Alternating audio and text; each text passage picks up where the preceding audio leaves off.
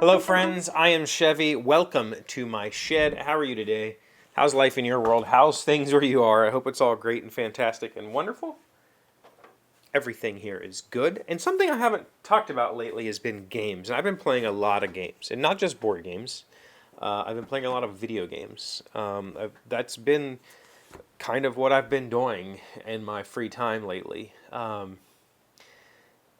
you know, I think I'm a little frustrated by it because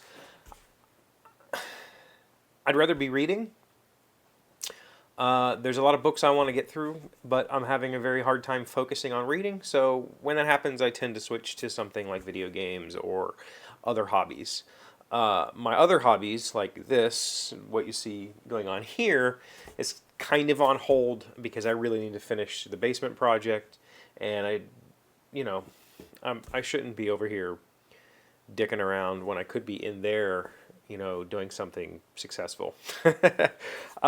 So instead, when I have free time and I'm not working on that or working on something that I need to do, like cooking and dishes and taking care of the kids, video games. I've been doing quite a bit of video games. And this morning, actually, I woke up at like 4 a.m. and couldn't get back to sleep. So I just went and played some games. And currently, I am playing Ni no Kuni, which my niece and her husband got me for Christmas, and uh, I really like it. As a fan of Studio Ghibli, like it's pretty awesome. But over the past like couple of months, I've played through Voice of Cards, which was a really really neat game from Square Enix, and I recorded a bunch of footage for that, intending to put out a video. But I haven't really even done gaming videos like I said I was gonna do. I want to. I just don't really have the drive right now. Maybe it'll come back. So I did Voice of Cards. I've been playing a fair bit of Hades, which I bought like a long time ago. It's been sitting in plastic for a long time because I knew that when I started to play it, I would just play it. And I did. I played it pretty heavily for a few days, and then Em started playing it on her PlayStation, and like watching her play gave me the thrill, and I don't really need to play it now, which I'm fine with. Like it's not the kind of game that I feel I'm missing out on if I don't finish it. I really enjoyed the hours that I put into it, and I probably will put more hours into it.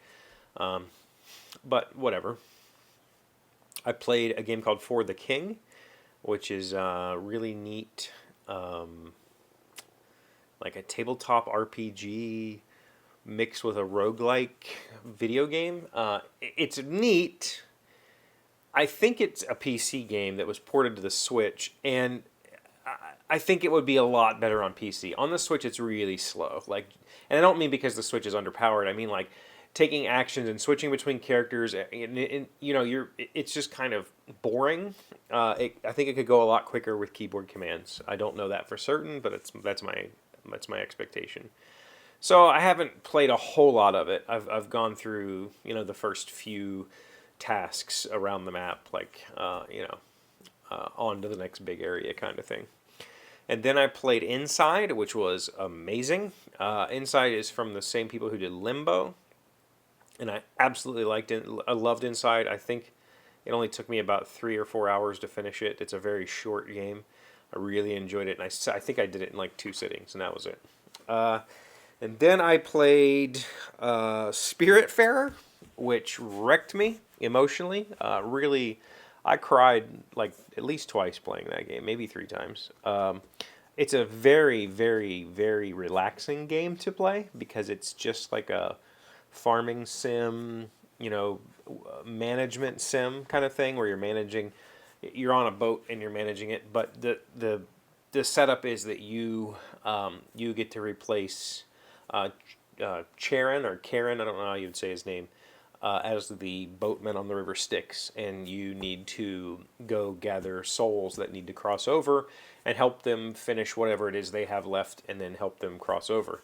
And the writing on that game just wrecked me. Like the characters were all like, I don't want to say archetypal because that doesn't make sense video game wise, but these characters were all really identifiable to me. Like it was really easy for me to take this character and say man, that reminded me so much of this person, and look at this character and go, man, I know somebody exactly like that. And then helping those people cross over and helping them finish their tasks and helping them have story arcs. Like each of these characters go through some growth, and then you have to, like, shuffle them off to wherever the other side is, and it got to me. But I really enjoyed the experience, and I 100%ed that game, which is pretty rare for me.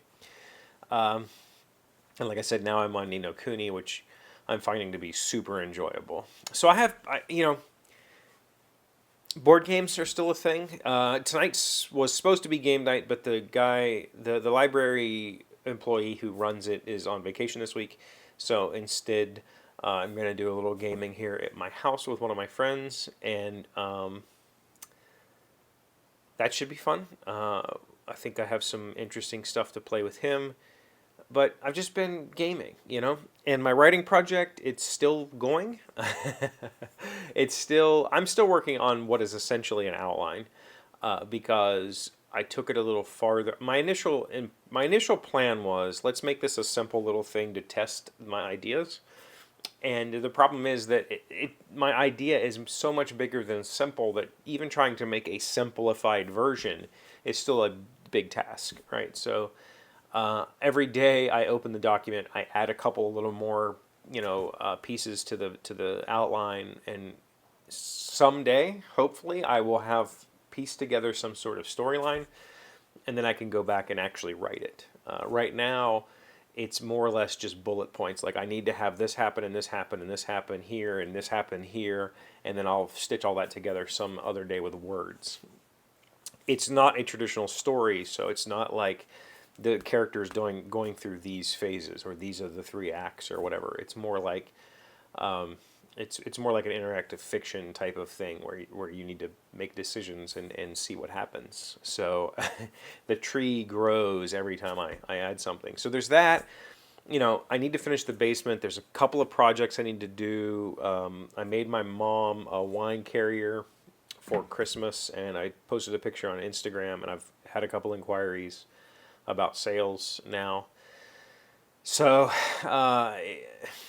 that's a thing. My mom wants me to make her a picture frame. My niece wants me to make something that she saw on Etsy, which the thing she saw on Etsy, maybe we'll talk about that. I'm shocked at the price that the people are asking for on Etsy, and I can make it better and probably charge more. Yeah, so we'll talk about that, I think. But gaming, that's what I've been doing. And there's a rundown on some simple, lighter Nintendo Switch games that I've been enjoying lately. Have you been in playing any video games or found anything new to enjoy? Let me know in the comments down below. Thank you for being here as always. Thank you for liking, commenting, subscribing, being amazing friends, wonderful people. I really appreciate you, and I'll see you again tomorrow. Today's word you should know to sound smart is the first from the J and K section. I guess there wasn't a big enough number of J words to fill out its own section. Today's word is jactitation. Jactitation, yeah. A noun, a false boast, especially one that is harmful to others. Beatrice tried to impress her classmates by telling them her last name was Kennedy. However, her jactitation was discovered by her peers, returned to ignoring her. Jactitation. Jactitation. Jactitation. That's a weird word. What, and how is that harmful? How is her saying that her last name is Kennedy harmful to others?